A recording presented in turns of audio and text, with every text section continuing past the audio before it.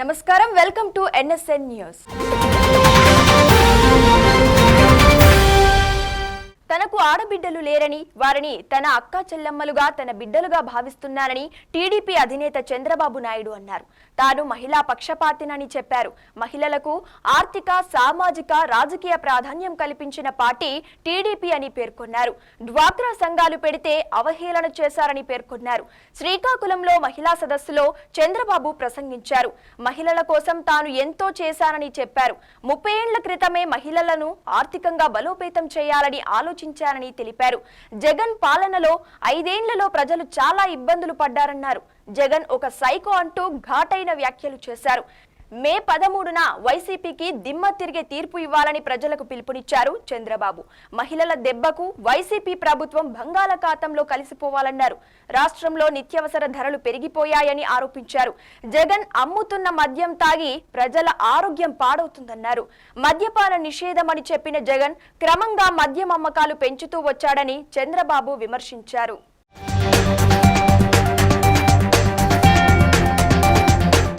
మాజీ సీఎం కేసీఆర్ వ్యాఖ్యలకు మంత్రి ఉత్తమ్ కుమార్ రెడ్డి స్ట్రాంగ్ కౌంటర్ ఇచ్చాడు. కేసీఆర్ డిప్రెషన్లో ఉన్నారని, ఫ్రస్ట్రేషన్లో అబద్ధాలు మాట్లాడుతున్నారని విమర్శించారు. పార్లమెంట్ ఎన్నికల్లో బీఆర్ఎస్ కు ఒక్క సీటు కూడా రాదని, ఎన్నికల తర్వాత బీఆర్ఎస్ మనగడ ప్రశ్నార్థకమే అని ఎద్దేవా చేశారు. 25 మంది బీఆర్ఎస్ ఎమ్మెల్యేలు కాంగ్రెస్ లోకి వస్తారని చెప్పారు. కాంగ్రెస్ పాలనపై ప్రజలు సంతృప్తిగా ఉన్నారని, రేవంత్ నాయకత్వంలో విన్నింగ్ టీమ్ గా పనిచేస్తున్నామని పేర్కొన్నారు. సాగునీటి రంగాన్ని బీఆర్ఎస్ ధ్వంసం చేసిందని, ఫోన్ ట్యాపింగ్ కు గత ప్రభుత్వానిదే బాధ్యతని మండిపడ్డారు.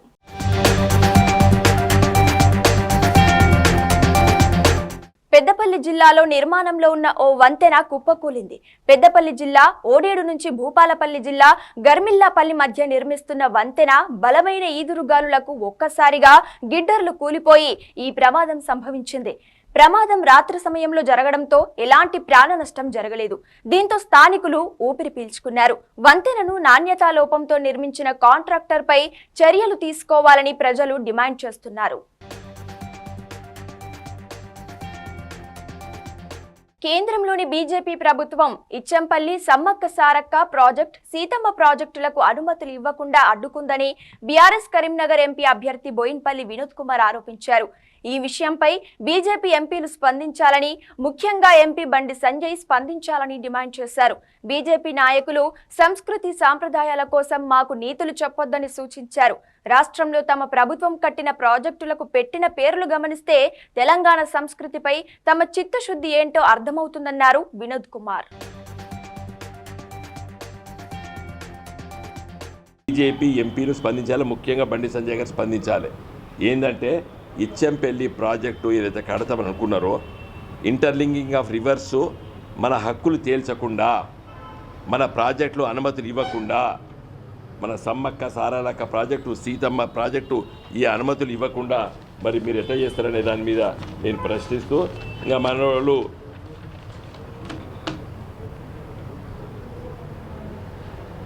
సంస్కృతి తర్వాత ధర్మం గురించి మాట్లాడతారు కదా. ఇలా మేము కట్టిన ప్రాజెక్టుల పేర్లు చెప్తా, మరొకసారి జ్ఞాపం ఉంచుకో బీజేపీ నాయకులారా. మేడిగడ్డ కట్టిన బ్యారేజ్, దాని పేరు లక్ష్మీ బ్యారేజ్ పెట్టాం. సరస్వతి బ్యారేజ్ అని పెట్టాం, అన్నారం బ్యారేజ్ దగ్గర దాన్ని. సుందిల దగ్గర పార్వతి బ్యారేజ్ అని పెట్టాం. రామడుగు దగ్గర పంప్ హౌస్కి గాయత్రి పంప్ హౌస్ అని పెట్టాం. మిడ్మానేర్ దగ్గర రాజరాజేశ్వరి రిజర్వాయర్ పెట్టాం. దాని తర్వాత ముందున్నటువంటి రిజర్వాయర్ పేరు మనము అన్నపూర్ణ రిజర్వాయర్ పెట్టాం. దాని మీద ఉన్నటువంటి ప్రాజెక్టు సిద్దిపేట పక్కకుంటుంది, దాని పేరు రంగనాయక సాగర్ ప్రాజెక్ట్ అని పెట్టాం. అక్కడ దేవాలయం ఉన్నది. దాని మీద మరి ఉన్నది కొమరవెల్లి జాతర నడుస్తుంది, దేవాలయం ఉన్నది పక్కకున్నది కాబట్టి దాని పేరు మల్లన్న సాగర్ అని పెట్టాం. అంతకంటే మీద ఇంకొక రిజర్వాయరు, దాని పేరు కొండ పోచమ్మ, దాని పక్కగా పెట్టాం. కొండ పోచమ్మ రిజర్వాయర్ అని పెట్టాం. ఇన్ని పేర్లు దేవుళ్ళ మీద పెట్టిన వాళ్ళం మేము. నువ్వు మాకు గుళ్ళ గురించి, గోపురాల గురించి చెప్తావు. ఎవరైనా చెప్పినరా?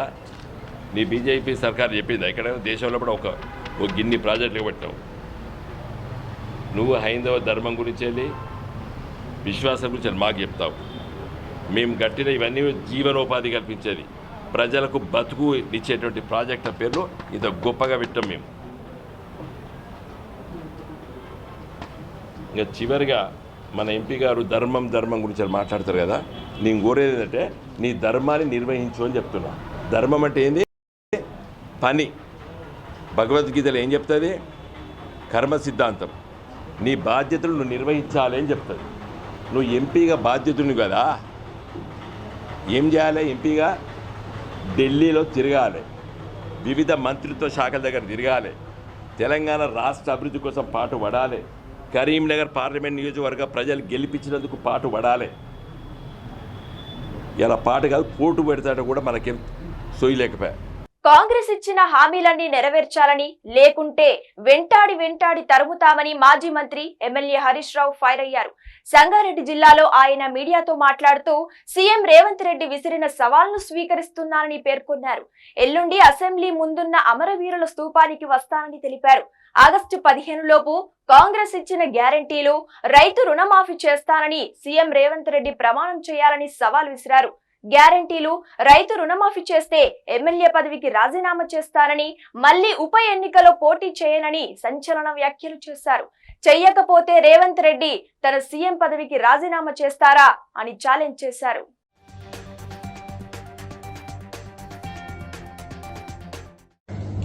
మీరు కాంగ్రెస్ పార్టీ ఎన్నికల్లో మీ సోనియా గాంధీ గారు మీరు ప్రజలకు హామీ ఇచ్చారు. ఏమని ఇచ్చారు మీరు ఆ రోజు? 100 రోజుల్లో 6 గ్యారంటీలు అమలు చేస్తామని బాండ్ పేపర్లు పంచారు, నోటరీ డాక్యుమెంట్లు పంచారు. సోనియా గాంధీ గారు స్వయంగా తెలంగాణ ప్రజలకు తన సంతకంతో లేఖ రాసింది. ఏం రాసింది చూడండి మీరు. సోనియా గాంధీ గారు లేఖ ఇది. తెలంగాణ ప్రజలకు నేను మీ తల్లిగా మీకు లేఖ రాస్తున్నాను. అధికారంలోకి వచ్చిన 100 రోజుల్లో 6 గ్యారంటీలు, 13 హామీలు అమలు చేసే బాధ్యత నాది అని స్వయంగా సోనియా గాంధీ గారి లేఖ ఇది. తెలంగాణ ప్రజలకు రాసిన లేఖ. లేఖలో ఒక లైన్ నేను చదివి కూడా వినిపిస్తాను మీకు. కాంగ్రెస్ పార్టీ 6 గ్యారంటీలతో పాటు 7వ గ్యారంటీగా ప్రజాస్వామ్య పాలనను అందిస్తుంది. అధికారంలోకి వచ్చిన 100 రోజుల్లో మా గ్యారంటీలు అమలు చేస్తామని మీ తల్లిగా మాట ఇస్తున్నాను. మీ తల్లిగా మాట ఇస్తున్నాను. మరి ఏమైంది ఈ మాట? అధికారంలోకి వచ్చిన 100 రోజుల్లో 6 గ్యారంటీలు అమలు చేస్తామంటారు. 7వ గ్యారంటీ కూడా ఇస్తున్నా అని చెప్పింది సోనియా గాంధీ. అది కూడా అమలు కాదు. 7వ గ్యారంటీ ఏంటి? ప్రతిరోజు ముఖ్యమంత్రి గారు ప్రజల్ని కలుస్తాడు. కలిసిండా రేవంత్ రెడ్డి? ఇగో ఇది పత్రికల్లో మీరు ఇచ్చిన ఫుల్ పేజ్ యాడ్లు. ఒక్కొక్క పత్రికలో మీ పార్టీ ఫుల్ పేజ్ యాడ్లు ఇచ్చింది. ఎంత స్పష్టంగా రాసింది? 100 రోజుల్లో నెరవేరుతుంది ప్రతి గ్యారంటీ. ఏమైంది మరి? 100 రోజుల్లో నెరవేరుతుంది ప్రతి గ్యారంటీ అని అన్ని దినపత్రికలకు కూడా ఫుల్ పేజ్ యాడ్లు ఇచ్చింది కాంగ్రెస్ పార్టీ. మేము అడుగుతున్నది అదే. 100 రోజులు కాదు, 120 రోజులు దాటింది. ఎక్కడ పోయింది నీ గ్యారంటీ మిస్టర్ రేవంత్ రెడ్డి అని అడుగుతున్నాం. ప్రజలకు అర్థమైంది. ప్రజలు నిన్ను బండకేసి కొడతారని నీకు తెలిసి ఇప్పుడు దేవుళ్ల మీద ప్రమాణం చేసి మళ్లీ ఒకసారి ప్రజల్ని మోసం చేసే ప్రయత్నం చేస్తా ఉన్నాం. నేను రేవంత్ రెడ్డికి సవాల్ విసురుతా ఉన్నా. ఎల్లుండి ఉదయం 10 గంటలకు నేను అసెంబ్లీ ముందు గన్ పార్క్ దగ్గరికి నేను వస్తాను. అసెంబ్లీ ముందు తెలంగాణ అమరవీరుల స్తూపానికి నేను వస్తాను. మీరు కూడా రండి. మనమిద్దరం అమరవీరుల సాక్షిగా ప్రమాణం చేద్దాం. ఆగస్టు 15వ తేదీలోగా 2 లక్షల రుణమాఫీ మీరు బాండ్ పేపర్ల మీద రాసిచ్చి, సోనియా గాంధీ గారు లేఖ రాసి, రాహుల్ గాంధీ, ప్రియాంక గాంధీ, నువ్వు మీరందరూ ప్రజలకు 100 రోజుల్లో అమలు చేస్తామని చెప్పిన 6 గ్యారంటీలు, 13 హామీలు 15 ఆగస్టులోగా అమలు చేస్తానని నువ్వు ప్రమాణం చేయి. నేను కూడా ప్రమాణం చేస్తా. ఒకవేళ రేవంత్ రెడ్డి గారు 15 ఆగస్టులోగా 6 గ్యారంటీలు నిజంగా అమలు చేస్తే నేను ఎమ్మెల్యే పదవికి అక్కడనే రాజీనామా చేస్తాను. మళ్ళా ఎన్నికల్లో కూడా వచ్చే ఎన్నికల దాకా మళ్ళీ పోటీ కూడా చేయ ఉప ఎన్నికలు. అట్లీస్ట్ నాకు కూడా తృప్తి ఉంటుంది. ఒక 5 ఏళ్లు ఎమ్మెల్యే ఉన్నదానికంటే కూడా కోట్ల మంది ప్రజలకు రుణమాఫీ జరిగి 6 గ్యారెంటీలు అమలయ్యేటువంటి సంతృప్తి నాకు మిగులుతుంది. నా పదవి కంటే కూడా తెలంగాణ ప్రజలకు మేలు కావడంలో నాకు ఎంతో సంతోషం ఉంటుంది, ఆనందం ఉంటుంది. నేను పదవి కోసం నేను బాకలాడతలేదు, నువ్వు చెయ్యాలనే కోరుకుంటున్నా. నువ్వు సవాల్ వేసినావు కదా, ఎస్ పోదాంపా గన్ పార్క్ దగ్గరికి, అమరవీరుల స్తూపం ముందు ఏ అమరులైతే తెలంగాణ ప్రజల కోసం త్యాగాలు చేసిండ్రో ఆ అమరుల సాక్షిగా ప్రమాణం చేద్దాం. ఆగస్టు 15వ తేదీలోగా 2 లక్షల రుణమాఫీ ఏకకాలంలో చేయడంతో పాటు 100 రోజుల్లో అమలు చేస్తామన్న 6 గ్యారెంటీలను నువ్వు ఖచ్చితంగా అమలు చేస్తా అని చెప్పి నువ్వు ప్రమాణం చేయి, నేను ప్రమాణం చేస్తా. అమలు చేయకపోతే ముఖ్యమంత్రిగా మీరు రాజీనామా చేయండి.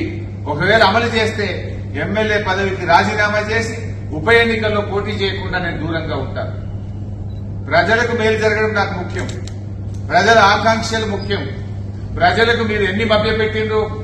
ఈ రాష్ట్రంలో అక్కా చెల్లెళ్లకు ఒక్కొక్కరికి నెలకు 2,500 రూపాయలు ఇస్తామని చెప్పారు. ఇప్పుడు 4 నెలలంటే ఈ రాష్ట్రంలోని ప్రతి మహిళకు 10,000 రూపాయలు కాంగ్రెస్ పార్టీ బాకీ పడ్డది. వృద్ధులకు, వితంతువులకు, రాష్ట్రంలో 42 లక్షల మంది ఆసరా పెన్షన్దారులకు నెలకు 2,000 రూపాయలు బదులు 4,000 రూపాయలు ఇస్తామని మీరు హామీ ఇచ్చారు. మధ్యలో జనవరి నెల ఇచ్చే 2,000 కూడా ఎగ్గొట్టింది. ఆ 2,000 కలిపితే ప్రతి పెన్షన్దారునికి కాంగ్రెస్ పార్టీ ఈ ప్రభుత్వం 10,000 రూపాయలు బాకీ పడ్డది.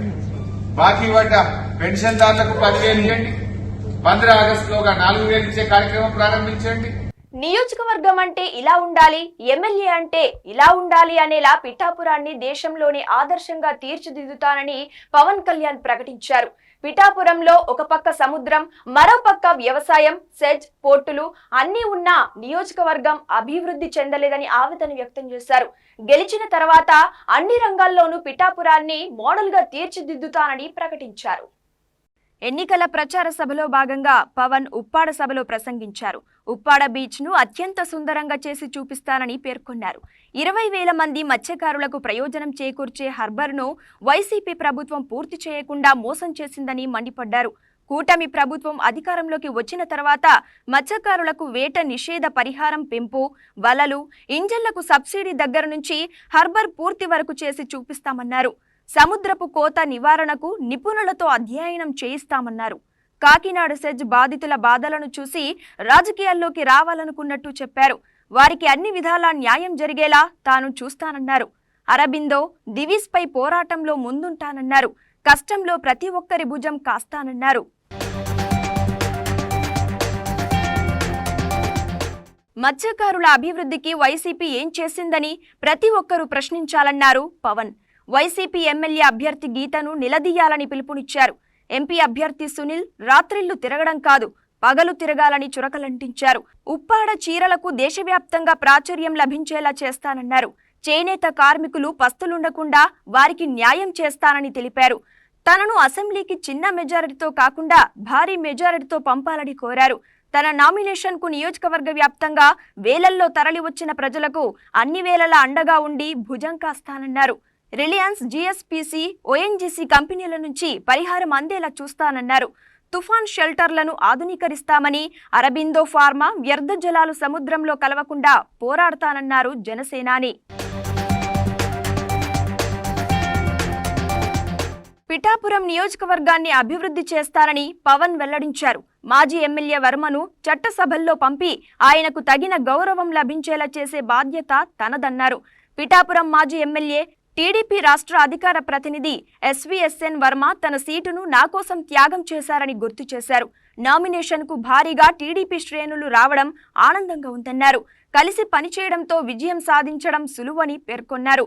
వైసీపీ ఎమ్మెల్యే అభ్యర్థిని వంగ గీత 5 ఏళ్లలో ఏ రోజు పిఠాపురం రాలేదని ధ్వజమెత్తారు. వైసీపీ ఎమ్మెల్యే అభ్యర్థిని వంగ గీత 5 ఏళ్లలో ఏ రోజు పిఠాపురంకు రాలేదని ధ్వజమెత్తారు.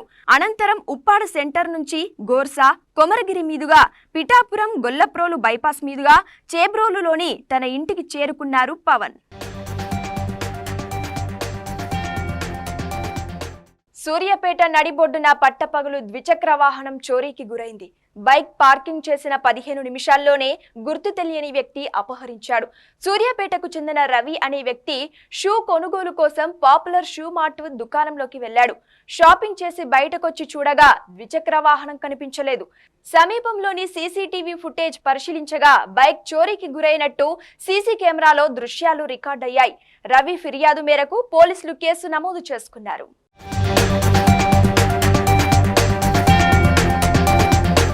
చట్టాన్ని చుట్టంగా చేసుకుని నడి రోడ్డుపైన మర్డర్లు చేసి తిరుగుతున్నారంటూ ఐటీ శాఖ మంత్రి దుద్దిల శ్రీధర్ బాబు సంచలన వ్యాఖ్యలు చేశారు.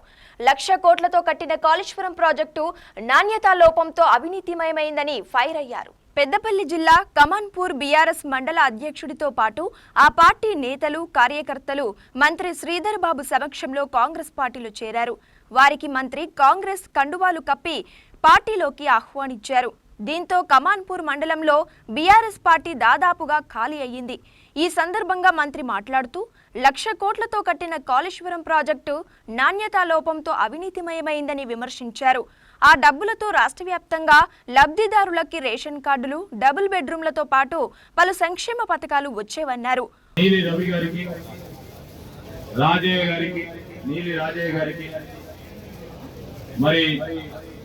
దామర సంపత్ గారు, చాలా మంది ఈరోజు టిఆర్ఎస్ పార్టీకి సంబంధించిన సీనియర్ నాయకులు, అదేవిధంగా మహిళా సోదరులు కాంగ్రెస్ పార్టీలో చేరుతున్న సందర్భంలో వారికి హృదయపూర్వకంగా స్వాగతం కూడా ఒకటే ఆలోచన, కాంగ్రెస్ పార్టీని బలోపేతం చేయాలని. 3 నెలల క్రితం కాంగ్రెస్ పార్టీ ప్రభుత్వం ఏర్పడిన తర్వాత మార్పు చూపెడతా ఉన్నారు అని ఇంతకుముందు కిషన్ రెడ్డి గారు, కృష్ణమూర్తి గారు చెప్పిన విధంగా ఆ మార్పులో మేము కూడా భాగస్వాములం కావాలి. నిరంతరం 10 సంవత్సరాలు టిఆర్ఎస్ పార్టీలో ఉండి వారు అనేక సందర్భాల్లో వారి నాయకత్వానికి మరి రైతుల పక్షాన, సామాన్య ప్రజానికి పక్షాన వారు ఎన్నో మార్లు ఓడు చెప్పిన వినలేని ఆ రోజు నాయకత్వం టిఆర్ఎస్ పార్టీ ప్రభుత్వం. మరి ఈ రోజు కాంగ్రెస్ పార్టీ పక్షాన చాలా సమస్యలు ఉన్నాయి. ఈ సమస్యలను తెలంగాణ రాష్ట్రం ఏర్పడిన తర్వాత మొట్టమొదటిసారి తెలంగాణలో కాంగ్రెస్ ప్రభుత్వం ఏర్పడింది. ప్రధానంగా దళిత సోదరులకు సంబంధించి, బలహీన వర్గాలకు సంబంధించి, మైనారిటీ వర్గాలకు సంబంధించి, ఉన్నత వర్గాల్లో ఉన్న పేదవారికి సంబంధించి ఈ రోజు 6 గ్యారెంటీలో భాగంగా అనేక కార్యక్రమాలకి నాంది పలికిన తరుణంలో మేము కూడా భాగస్వాములు అవుతాం. మేము అందుకోసమే రాజకీయాల్లోకి వచ్చామని ఈ రోజు వరకు కూడా ఒక్కటి కూడా సాధించలేకపోయినాం. 10 సంవత్సరాల టిఆర్ఎస్ పార్టీ ప్రభుత్వ హయాంలో అని వారు కాంగ్రెస్ పార్టీలో చేరుతా ఉన్న సందర్భంలో మేము వారికి కానీ మా కాంగ్రెస్ పార్టీ పక్షాన ఆ రోజు వేదికపై ఉన్న మా కాంగ్రెస్ పార్టీ మిత్రులు అనేక మంది ఈ రోజు మీ పక్షాన్ని నిలబడి 6 గ్యారెంటీలను మీ ఆశీర్వాదం తీసుకొని ముందుకు నడిచినాం. ఓడేడ్ బ్రిడ్జి గాలికి కూలిపోయిందని బ్రిడ్జి నిర్మాణంపై విచారణ జరిపించి చట్టపరమైన చర్యలు తీసుకుంటామని చెప్పారు. చట్టం ఎవరికి చుట్టం కాదని వ్యవస్థలుగా పనిచేసేలా చర్యలు తీసుకుంటామన్నారు మంత్రి శ్రీధర్ బాబు. అనంతరం ఛత్రపతి శివాజీ శివసేన వారి ఆధ్వర్యంలో ఏర్పాటు చేసిన అంబలి కేంద్రాన్ని ప్రారంభించారు మంత్రి.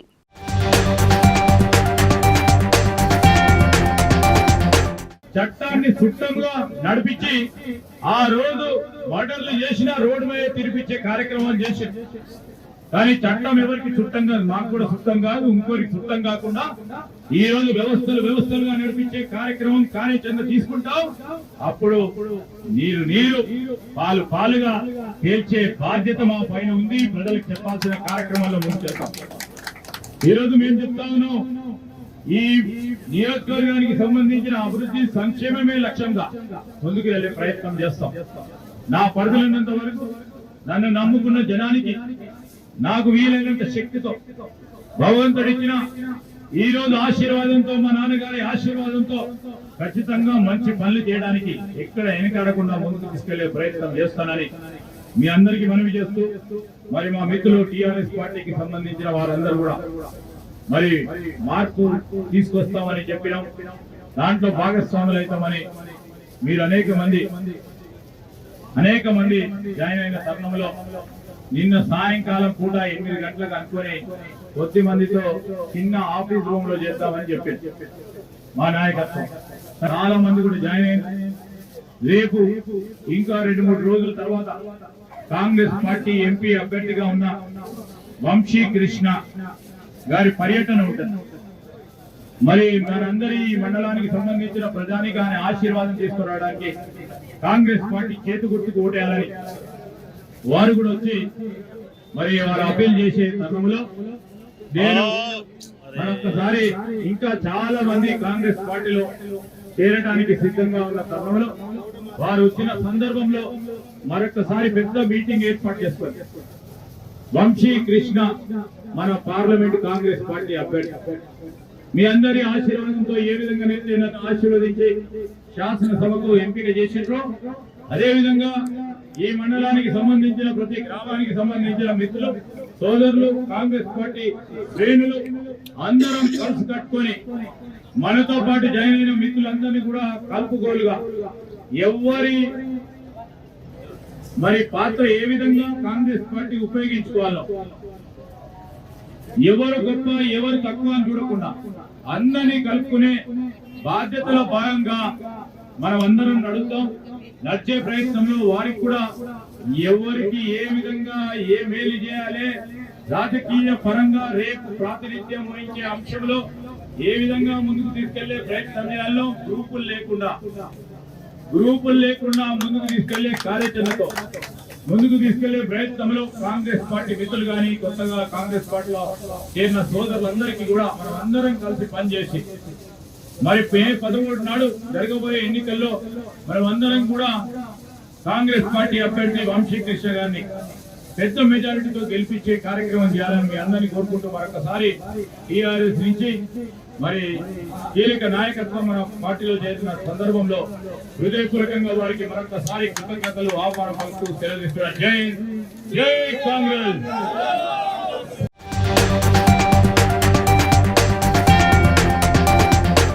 ఇవి ఇవాల్టి అప్డేట్స్. మరిన్ని అప్డేట్స్ తో మళ్ళీ కలుద్దాం. నమస్కారం.